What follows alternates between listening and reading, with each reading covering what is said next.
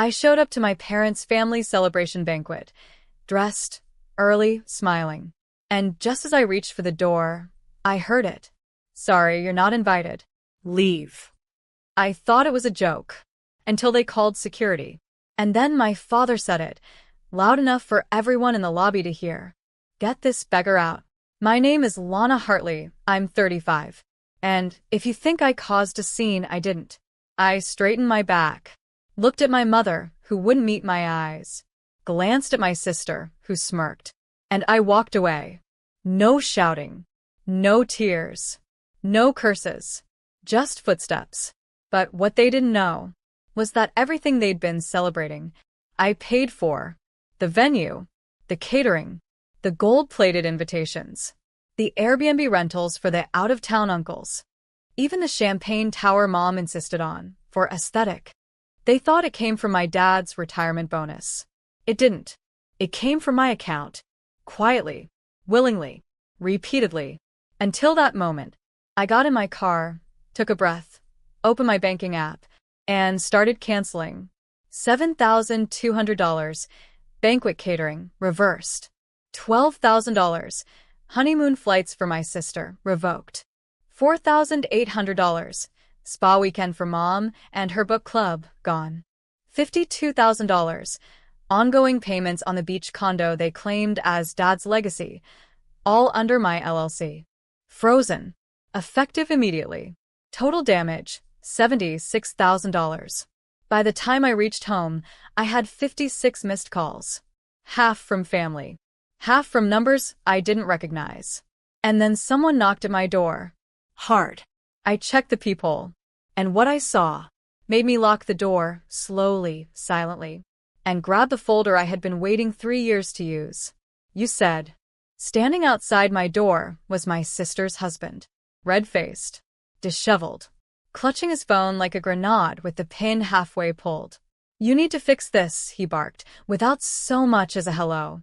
"They just canceled the banquet food. The hotel won't release the rooms. And my honeymoon tickets got voided mid-check-in." I leaned against the frame. Strange. Sounds like someone didn't double-check who actually owned those payments. He blinked. "You did this because they kicked you out?" "No," I said. "I did this because they forgot the one rule of biting the hand that feeds you. Make sure the hand isn't holding the receipts." He glanced past me, trying to see inside. Maybe to check if our parents were there. Maybe to spot regret. But regret wasn't living here. I held up the folder. Thick. Tabbed. Color-coded. Inside. Signed contracts with my LLC listed as financial sponsor. Cancellation clauses with my name as sole authority. Payment reversals processed within the hour of their betrayal. "I warned them 3 years ago," I said. "I told them if they treated me like a bank, I'd start acting like a banker." "You're punishing the whole family." I smiled. "No. I'm protecting my investment. And cutting my losses." He raised his voice. "They're your parents. They called me a beggar." He didn't have an answer for that. Just turned, muttering something about lawyers and taking this higher. "But here's the thing. You can't climb higher than the person who holds the ledger, the contracts, and the backup drive." He walked off, and I closed the door, then walked to my desk, placed the folder down, and opened a new one, labeled Inheritance Audit, Phase 2. By morning, I had emails, 32 to be exact. Some polite, some threatening, all panicked. My mother said, "We didn't mean what we said." Emotions were high. "Can we talk?" My father said nothing, just a forwarded invoice from the venue, now unpaid and demanding restitution. But my favorite was from the family group thread I hadn't been added to in years. A screenshot sent by my cousin. "Lana's always been sensitive. She'll come crawling back. She always does." I laughed, then replied to the whole group. "Just a reminder, I own the crawl space." And the locks were changed. No response. But later that afternoon, I received a message I didn't expect. From my parents' accountant. He asked if I had time to discuss some irregularities. Said he'd noticed the payments to their beach condo hadn't been coming from their trust, but from an LLC he'd never seen before. Mine. I confirmed it. Then I asked a question I'd been waiting 3 years to say out loud. Have they declared that condo as their asset in annual filings? Silence. Then, they claimed it was an inheritance gift from a private family investor. No documentation. So they'd not only lied, they'd hidden it. Used my generosity to build equity in a property I technically still owned, under my company's name. They weren't just ungrateful. They were exposed. The accountant asked if I'd be willing to sign a declaration for tax records. I said yes, but only after I called my lawyer and asked him how fast we could serve them papers that would make that condo and every unpaid cent legally untouchable. He said, within 48 hours. Perfect, because now, this wasn't about family. It was about fraud. By noon, the papers were drafted. A cease and desist for slander, misrepresentation, and unauthorized use of funds. And a property reassignment filing, removing any verbal claim my parents had over the beach condo. My lawyer, Reed, slid the papers across the table and said, "They'll try to call your bluff." I smiled. They already did. That banquet was the bluff. The process server confirmed delivery an hour later. And just like that, the family celebration turned into a financial reckoning. That night, I got a voicemail from Mom. Tearful, rambling. "You're destroying us." Over what? A misunderstanding? You always do this. Always so dramatic. Ah, yes. Dramatic. The word used to silence daughters while they foot the bill. But she wasn't done. If you follow through with this, people will talk. Church, the neighborhood, your father's reputation. It was always about the performance, the appearance of unity, the illusion of a perfect family, the brand of love, not the reality of it. But this time, I let the voicemail rot in my inbox. Because something more important arrived the next morning. A message from my accountant. Subject: account transfer confirmed. Beach condo title finalized. It was done. Legally. Irrevocably. That condo, their prized retirement gift, was now permanently separated from their financial portfolio. And the taxes they dodged? Filed. With interest. Reed emailed me shortly after. "You've closed every door. Want to take it one step further?" I wrote back. Yes. Full audit. Start with the family trust. I want to know where every dollar went since 2017. Because they didn't just call me a beggar. They built their banquet on my back.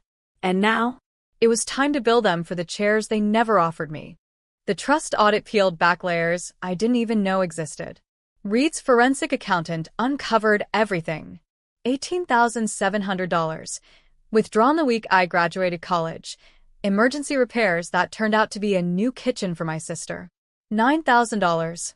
Labeled as education expenses, but went to front row concert tickets and a spa weekend for my mother.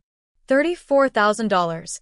Quietly funneled into my father's antique car restoration, a vehicle he once said was a reward for raising such responsible children. They'd bled that account dry, then still had the nerve to call me the beggar.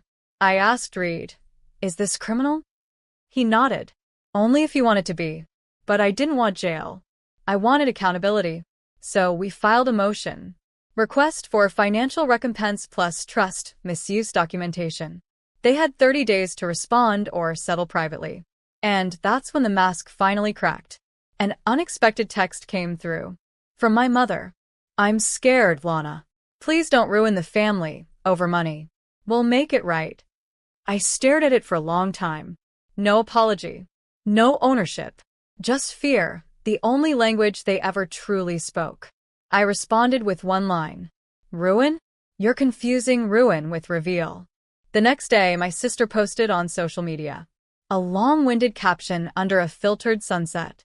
"Some people only show up when there's money involved. Glad I know who my real family is."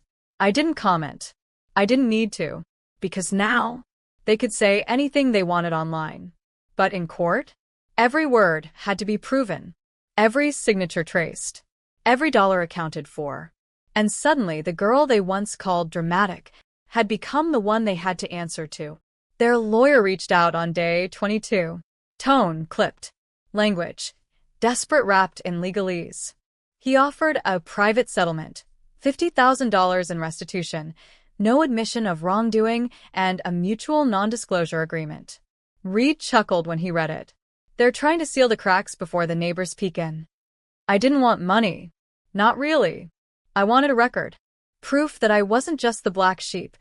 I was the scapegoat, the silent benefactor, the unpaid lifeline. So we declined.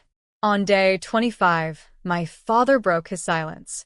He came to my office, the one they once called your little side gig, and asked to talk. I didn't get up. He stood in the doorway, hat in hand, pride barely clinging to his shoulders. You've made your point, he said, but you're about to ruin us. Are you proud of that? I looked at him, at the man who once told a room full of guests that my sister was the real success story. And I said, calmly, no. I'm not proud. I'm tired. Tired of funding your life while being written out of your legacy. He tried to speak. I raised a hand. You all called me a beggar. So I stopped giving. And suddenly, everyone remembered what I was worth. He didn't apologize. He didn't cry. He just left a folded check on my desk. Blank. Signed. I slid it back to him. This was never about your money, I said. It was about mine. When he left, I opened my inbox. A message from the court system. Trust disbursement fraud. Preliminary hearing scheduled. The date was set. And this time, they'd have to show up, not to celebrate, but to answer. You said. The hearing date spread through the family like a cracked pipe. Quiet at first, then flooding every group chat I was no longer in. They didn't think I'd really go through with it. They never do. They expect silence. They expect shame. They expect the one they pushed aside to keep the peace while they feast. But this time, I wasn't the help. I was the witness. Read, and I prepped everything. Timeline. Account statements. Screenshots of messages where I was asked to spot them just this once. All the invisible IOUs made visible. The night before the hearing, my sister messaged me for the first time since the banquet. If you go through with this, I swear I'll never forgive you. No, sorry. No denial. Just a warning, as if my peace required her permission. I didn't reply, because some people don't want reconciliation. They want reinstatement of the version of you who stayed quiet. The courtroom was sterile. My parents sat across the aisle with stiff backs and a lawyer who kept checking his watch. The judge asked simple questions. Reed answered them with math. He projected charts onto a screen, demonstrated how the condo payments came from my LLC, how the trust was siphoned for personal gain, vacations, spa days, cars, all under the guise of family needs. My parents' attorney objected, claimed informal arrangements, said, this is just a misunderstanding blown out of proportion. But the judge? She wasn't moved. She turned to me and asked, what outcome are you seeking, Miss Hartley? I stood, voice calm, truth on paper. That's all. Let the record match reality. She nodded, gavelled. And with that, my name was no longer just a footnote in their finances. It was the headline. And for once, the room went quiet, without anyone needing to escort me out. You said. They didn't speak to me after the hearing. No calls. No letters. No, we didn't mean it. Just silence, the kind that comes when a performance ends and the lights go out. The judgment wasn't criminal. It wasn't handcuffs or headlines. But it was binding. The court ordered restitution of misused funds, not to me, but back into the trust, where it belonged. The condo's title was permanently transferred to my name. And my parents? They were removed from any future financial access to assets they hadn't earned. Reed called it elegant justice. I called it balance. Weeks passed. My phone stayed quiet, gloriously so. No requests. No emergencies. No guilt-tripped asks for just a little help this month. Then one envelope arrived. No stamp. No return address. Just slid under my door. Inside, a single photo. The family banquet. Everyone dressed in silver and navy, clinking glasses under crystal chandeliers. In the background, blurry but unmistakable me. Captured mid-turn, mid-leaving. The moment they erased me, memorialized by accident. On the back, someone had written, "This was the moment it all fell apart." I held it for a long time, then walked it to the shredder. Because what fell apart wasn't family. It was the illusion of it. The one they built with my money, my silence, my need to belong. And once that illusion burned, what was left behind wasn't ashes. It was freedom. I built a new folder that day. Hartley Foundation. A grant for first-generation women putting themselves through school without family help. The first funding came from a condo sale. Mine. And for the first time in my life, every dollar I gave away was mine to give.